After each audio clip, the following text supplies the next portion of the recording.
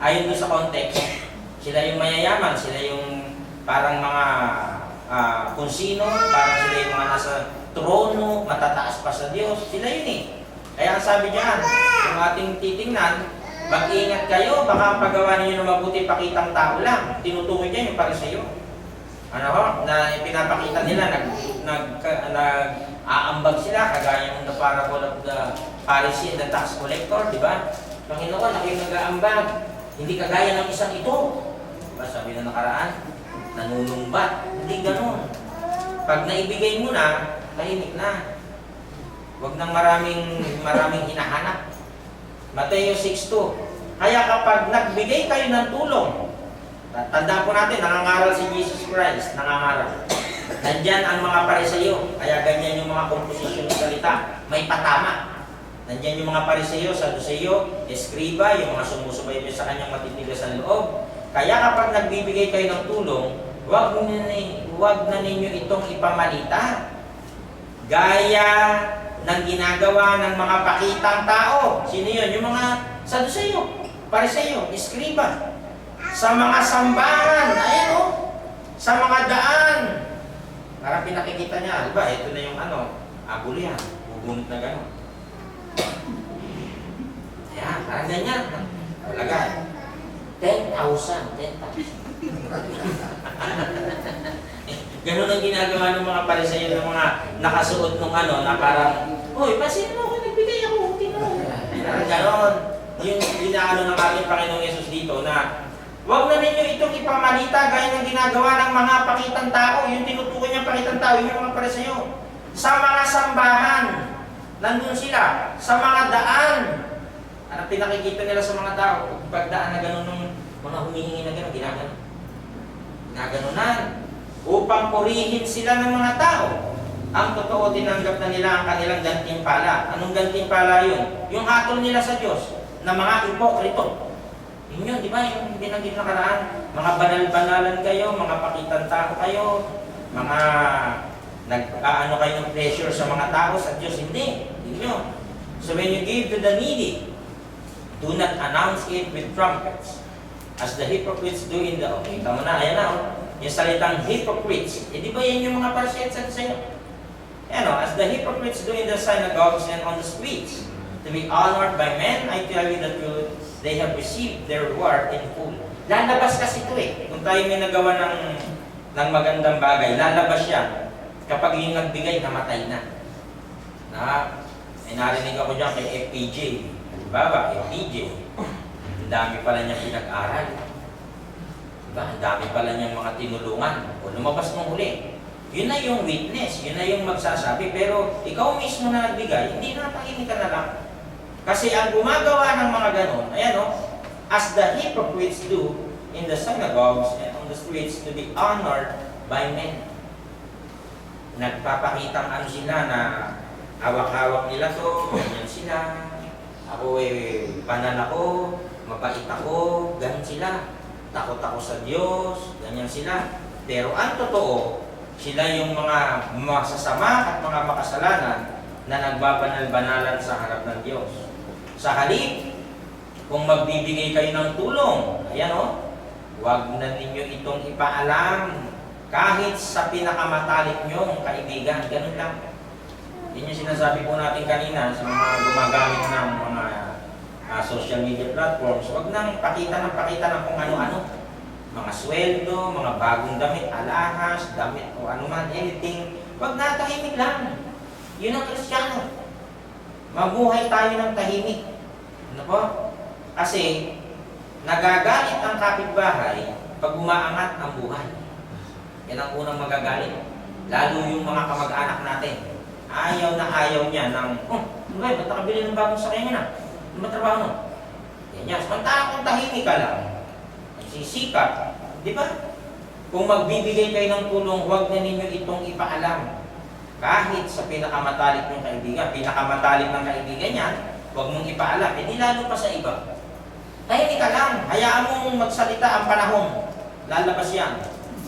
Upang maging lihim ang pagbibigay ninyo at ang inyong amang nakakakita. Ayan sa ginagawa ninyo ng lihim, ang siyang magbibigay ng gantimpala sa inyo. Yung Diyos, nakikita niya lahat. Nasabi nun sa talata ito ang wakas ng bagay, lahat ay narinig, ikaw ay matakot sa Diyos at sundin mo ang kanyang mga utos. Ecclesiastes, ano po? Diba nakalagay doon? Yung mga gawang nasa lihim, ibubunyag ng Diyos. Nakalagay doon yun na hindi na natin ito kailangan pang ipagyabang o ipahayag o ako nagbigay niya na 10 kaya yung binigay ko, hindi lang isa, 10. Hindi ganun. Ayaw pala ng Diyos yung mga ganun. Ito ang wakas ng bagay, Ecclesiastes 12, 13, 14. Ito ang wakas ng bagay, lahat ay narinig, ikaw ay matakot sa Diyos at sundin mo ang kanyang mga utos, sapagkat ito ang buong katungkulan ng tao. Sapagkat dadalhin ng Diyos ang bawat gawa. Saan dadalhin? Sa kahatulan. Yung gawa ng tao, hahatulan. Pati ng bawat kubling bagay, maging ito'y mabuti o maging ito'y masama. Ayun, yung kubling bagay. Yun yung mga nasa lihim. Yung mga sikreto. Yan. Ang Diyos ang magre-reveal niyan in time. So that your giving may be in secret. Then your Father who sees what is done in secret will reward you. Tinuturo yan sa atin.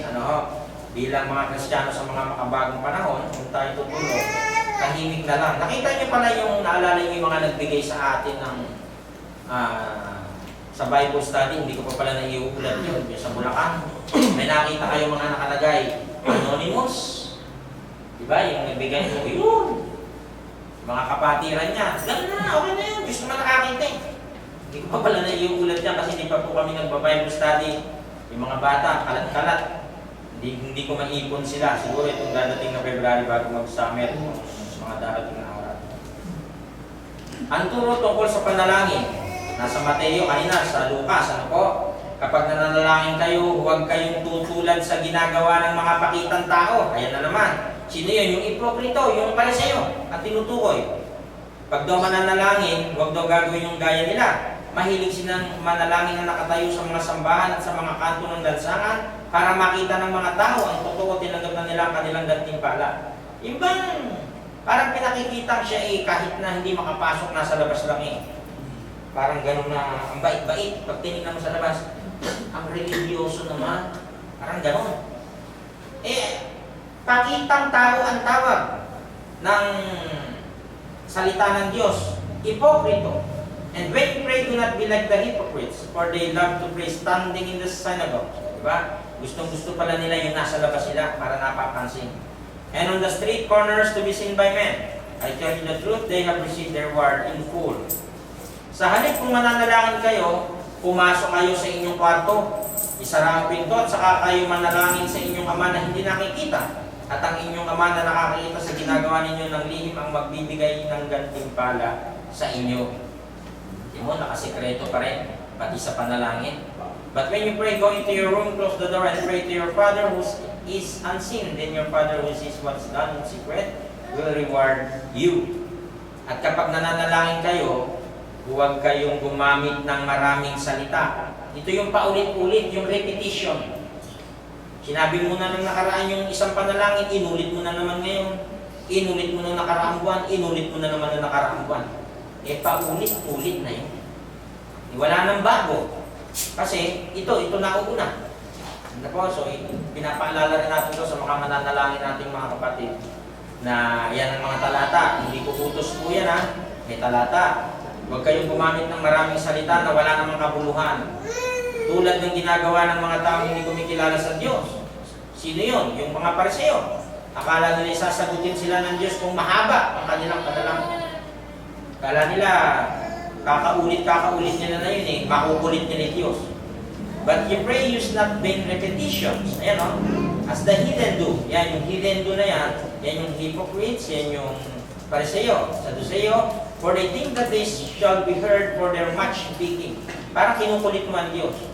Hindi na kailangan ng ganon. Bakit? Ito yung sagot Huwag nyo silang gayahin. Dahil alam na. Naka-highlights Hindi mo pa sinasabi, alam na ng Diyos